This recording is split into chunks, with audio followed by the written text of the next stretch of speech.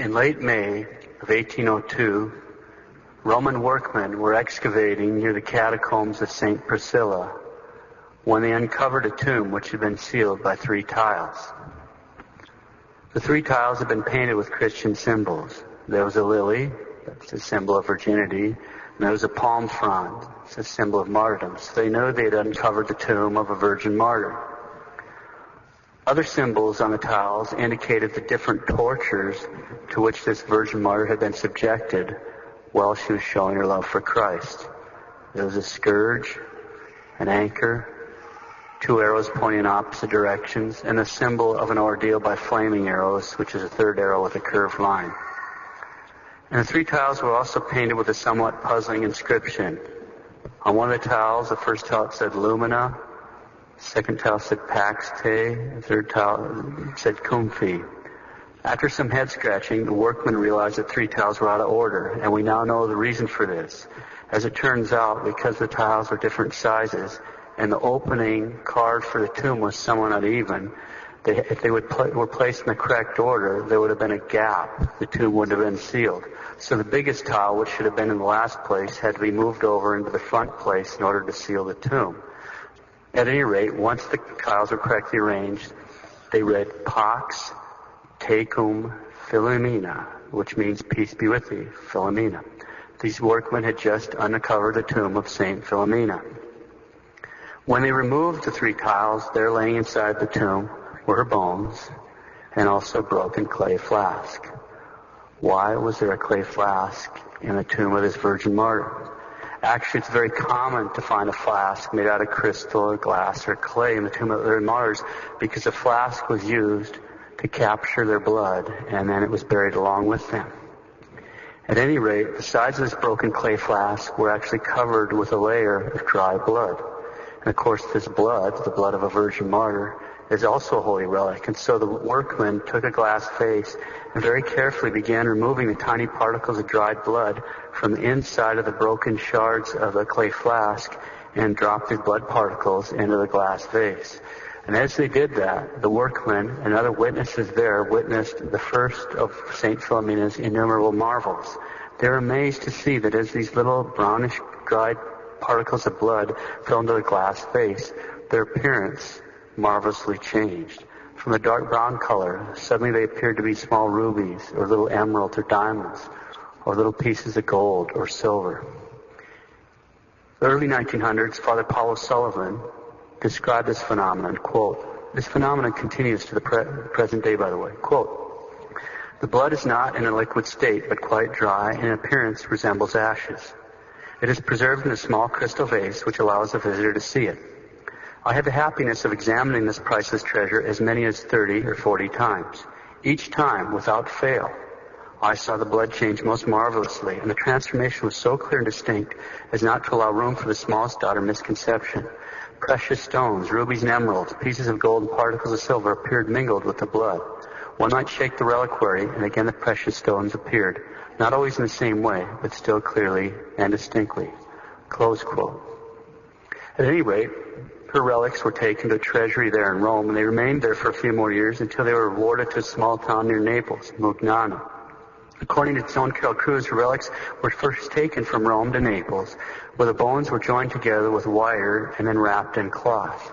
And then they were placed inside a paper mache figure of St. Philomena, which was then placed inside a glass shrine. Now, if you've been to Europe, or you see pictures of like, for example, even in St. Peter's Basilica, you have some altars like that. But if you see pictures of shrines, typically either under the altar, like where we have the paintings of the Last Supper, or right above the altar, like where the statues are, they'll put these shrines. They'll be glass-sided, and you'll have the figure of the saint. The relics will be in a wax. It'll either be wax or paper mache figure, unless it's an incorrupt. Like when you're looking at St. Bernadette, that's not a paper mache figure. That's St. Bernadette laying there. She's an incorrupt. But typically they'll take the bones, wrap them in precious cloth, and put them in a figure and then clothe it. If it's a priest, they'll put them in the vestments and what have you.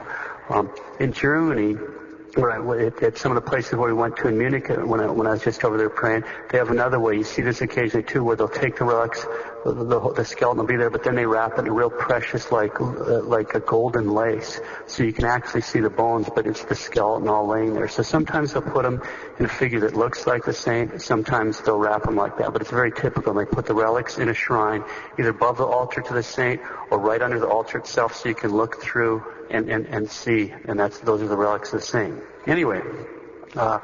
In Naples, they fixed up St. Philomena in a glass shrine, but the artist made a catastrophe out of the whole thing. First off, the papier-mâché figure was really ugly. Quote, "It was far from being a work of art.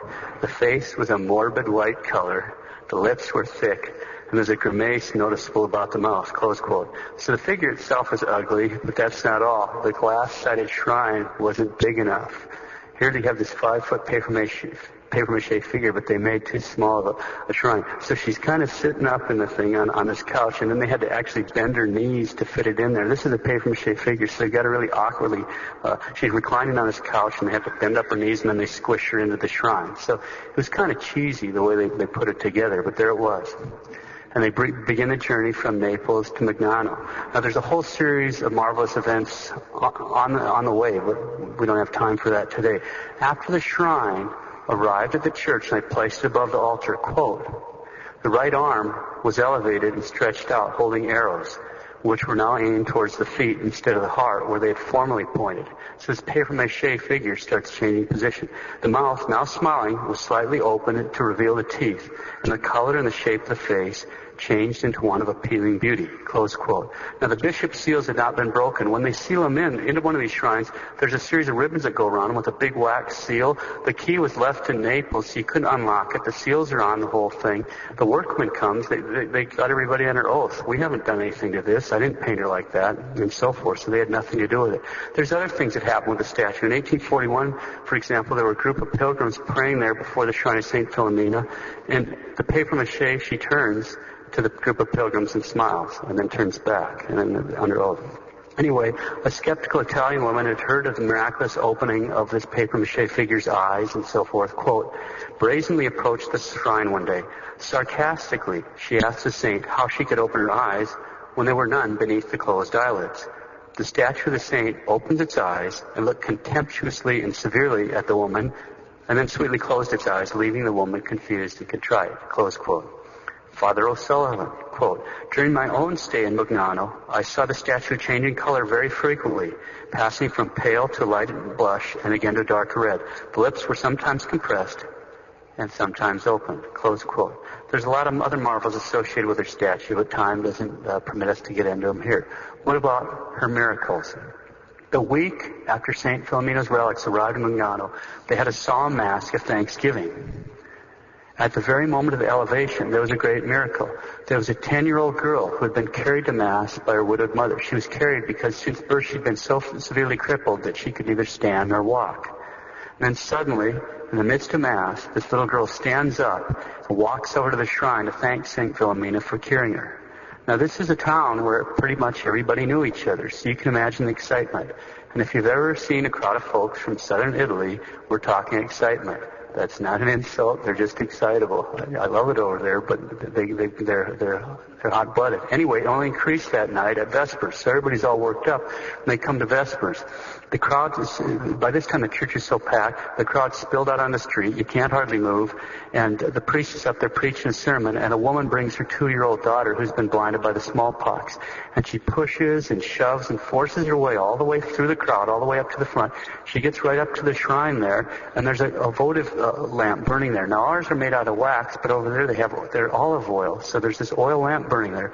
And she takes some of that oil and anoints her daughter's eyes. The sermon's going on. Well, the minute she anoints her daughter's eyes, she can see. And so everybody starts shouting and carrying on till the priest can't hear himself think. Nobody knows what, it just turns into a total uproar until finally the priest gets the child in his arms and shows them to the crowd. This is 2 major miracles just on the first day that they're having a solemn Thanksgiving that she come there. So we're talking, people are excited. It's really, and this is the way St. Philomena is. Later on, there's a wealthy lawyer laying dying in town there. And he's dying. He's lost his mind right then, and there he is. And so his wife asked St. Philomena to grant that her husband would be able to receive the sacraments before he died. And she made a vow in her husband's name that if St. Philomena came through and made sure her husband got the last rites before he died, that they would erect a marble altar at her shrine, instead of like a wood altar here. That's a lot of money. Anyway, so at the instant she made the vow, he recovered the use of his senses. So you get a priest, give him the last rites. As soon as he finishes his confession, just like that, he's completely healed. So they followed through on their vow. We've got to keep our vows. They hire a well-known and highly skilled craftsman from Naples. He's famous for building beautiful altars, to build this marble altar. While he's installing the altar, he's using a chisel to fit it into place, but a crack comes open on the altar. So he builds a metal brace to support the slab, but the crack grew and grew till it was nearly a finger width, and it ran almost the whole length of the altar, right down the middle of the altar, and it's a great big wide crack. So he fills the crack with cement, but as the cement hardens, it changes color, and that makes the crack even more noticeable, and worse yet, the surface isn't smooth.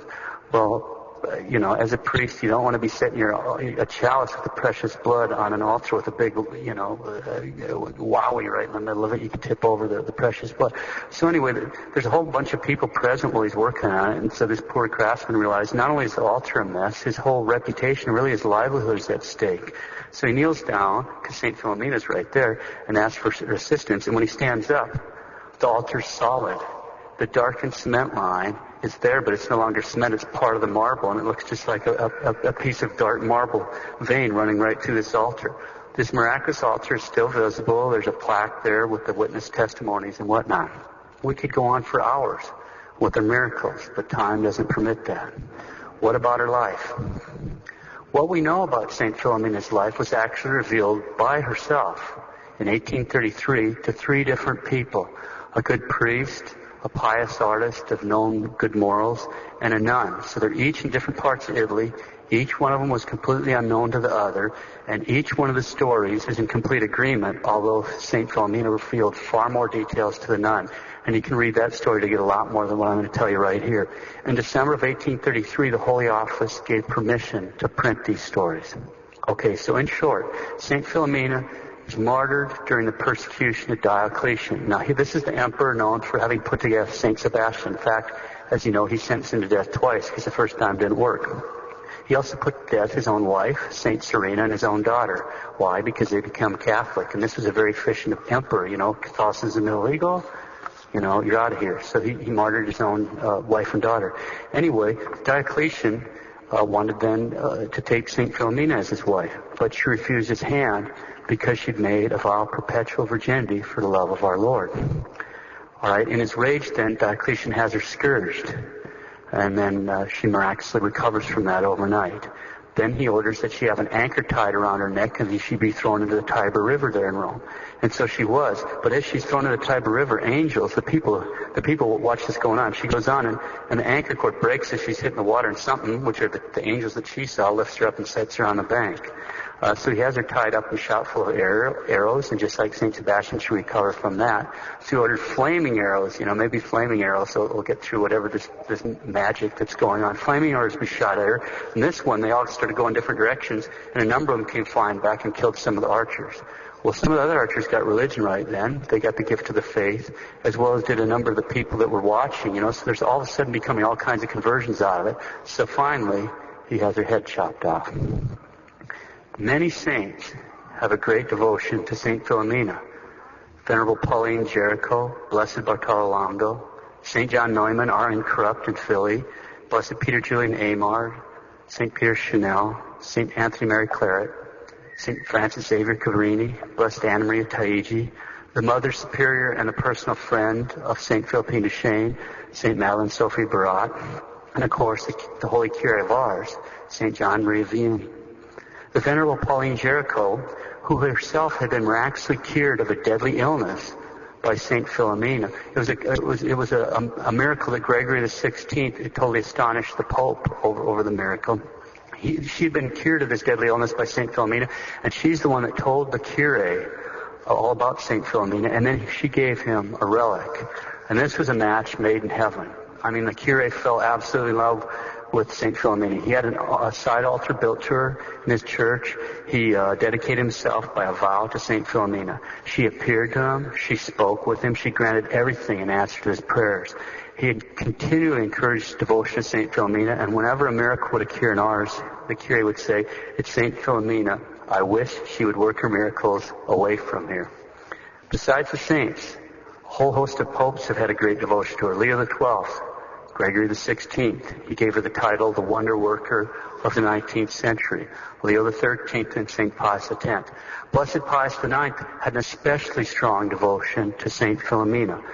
As a child, he had epilepsy, but his mother's prayers to St. Philomena resulted in a miraculous cure from epilepsy.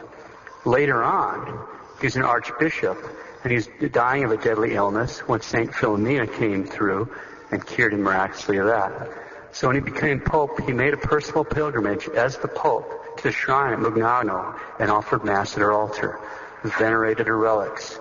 After his death, his petrol cross, now that's the cross, the crucifix that the Pope, or the cross that the Pope wears around his neck, that cross that Blessed Pius IX wore was sent to Mugnano to be hung around the neck of the relics of St. Philomena. So this papier-mâché statue of St. Philomena is wearing the petrol cross of Blessed Pius IX. St. Philomena is a saint for the saints. She's a saint for the popes. Most of all, she's a saint for the simple people, all the rest of us. She's a patroness of youth, especially babies and children. She's a consoler of afflicted mothers who invoke her for material or spiritual aid for their children. She's a solace of those who are afflicted, suffering, sick, or imprisoned. She's the protectress of young married couples. She's invoked for the conversion of sinners and for the return of people to the sacraments. She assists priests in their work. Nothing is too large or too small for St. Philomena. Put her image or statue on your family altar. Build a shrine to her. Turn to her in all your needs. Nothing is too large or too small for St. Philomena. Let's close today with a quote from the Holy Kyrie of ours. Quote, "St. Philomena has great power with God, and she has, moreover, a kind heart. Let us pray to her with confidence. Her virginity and generosity embracing her heroic martyrdom have rendered her so agreeable to God that he will never refuse her anything that she asks for us." Close quote. St. Philomena has great power with God. He will never refuse her anything that she asks for us.